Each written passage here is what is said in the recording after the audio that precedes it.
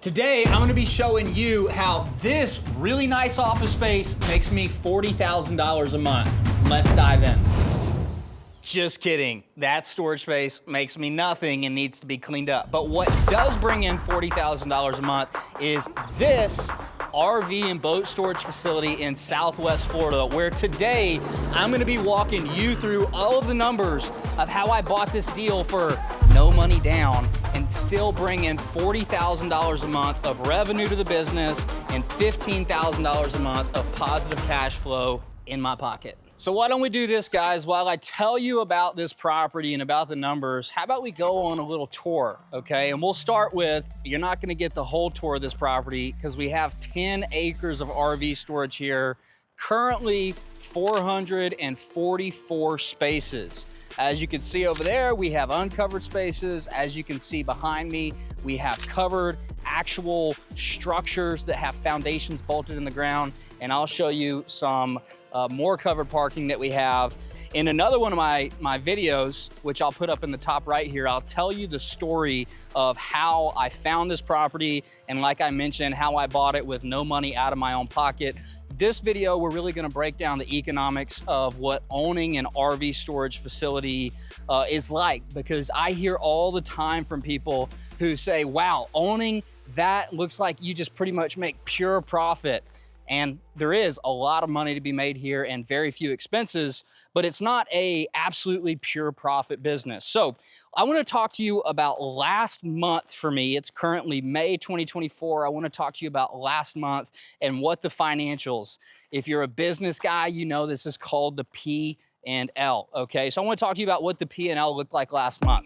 Last month, rental income, we had $39,000 of rental income and some change. Now, inside of that number, we're here in the great state of Florida where they don't charge you income tax, but what they do charge you is sales tax on commercial rental spaces. So while in other states like Georgia, or really a lot of other states, they don't charge you tax on rentals. If you go rent a self-storage unit in most states, you're not gonna pay any sort of tax. But in the great state of Florida, when you rent self-storage, when you rent an office space, when you rent a warehouse, you pay sales tax. I collect that money, and then I write a check once a month to the state for that money. So out of the $39,000, I had 7% of that went to the state of Florida as sales tax, okay?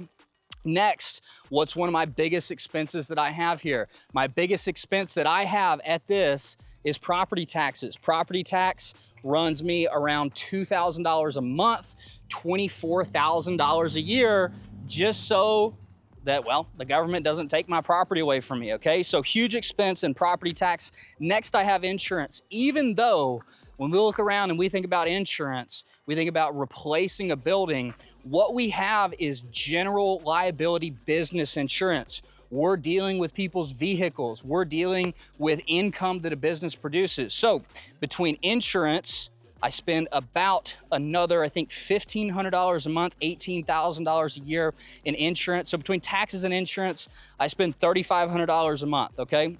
On top of that, I have other expenses that these are where most people don't think about. I pay $700 a month in utility bills, okay? Most of that is all power. I have lights around the property that I don't own. I rent from the power company, and they make me pay for those power bills. Also, when you're in Florida, you have loud pickup trucks that drive by you, right? So we also have power bills that are paying for the security lights on this property. That runs me in totality about $700 a month. I have a well here and I'm not connected to city sewer, so that is my only utility bill. Of course, I have internet, which runs me, I think, $120 a month.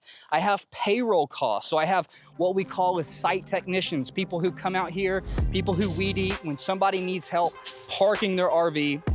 They need help finding their RV. They need help filling up the air in their tires because it's sat out here for 6 months. We have people out here who help them, okay? So payroll for site technicians runs me another $3,000 a month. Now, my site technicians, they're great people, and really what I would call them is handymen. they're not great at customer service. So I also have about $1,500 to $1,800 a month that I pay to my call center that I run that manages all of my self-storage facilities.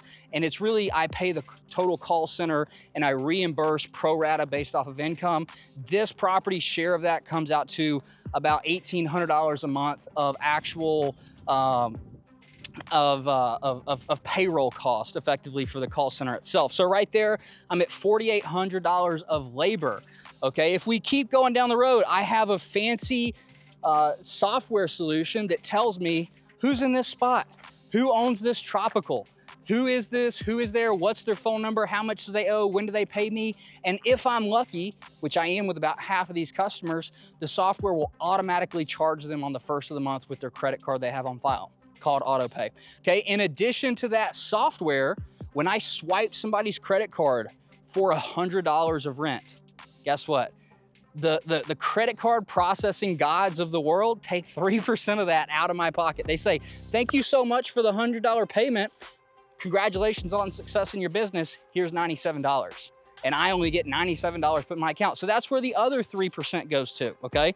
On top of all of that, I have, other basic fees. Like, of course, I think last month I did my taxes. That cost me $1,000 for the year, $83 a month. On top of that, I have to renew my LLC, which I did last year.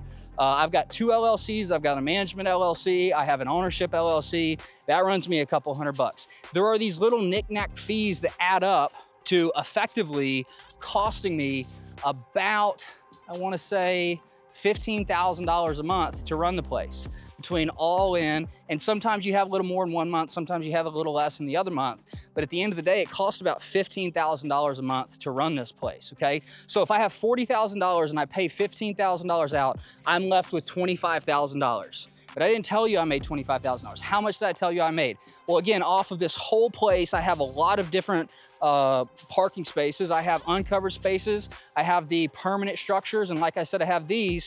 All in all, between all the income, I bring in 40, I pay out 15. The biggest expense of where I get from 25 to how I get down to 15 is debt, right? I borrowed money to buy this property. I have to pay. My biggest line item is interest. It's an interest-only loan right now. It's about $10,000 a month just for the privilege to borrow the money that I use to pay for this spot. But at the end of the day, still making $15,000. Right? So this is a great business if you want to get into RV storage. I mean, just take a look at all the units that we have. Almost every single space down through this entire property, 10 acres is full. We have about 15% of the property available for rent right now. But what you need to know is that at the end of the day, RV storage is not a business that you can passively get into. I have systems, I have employees, I have learned my lessons, I have failed, I have paid for people's RVs whenever I lost them. I've made every mistake in the book out here. So if you want to get into RV storage, it's definitely something worth doing. The P&L that we just talked about shows that to be true, but it's got to be the right property, and you can't think that it's going to be an easy passive business. So with that being said, if you guys have any questions about RV storage, boat storage, self-storage industry, leave me a comment below. I also ask if you like this content. If you think this is cool, subscribe to the channel, and we'll keep putting out more videos like this every single week. My name's Hayden Crabtree, author of Skip the Flip. Thank you so much for joining.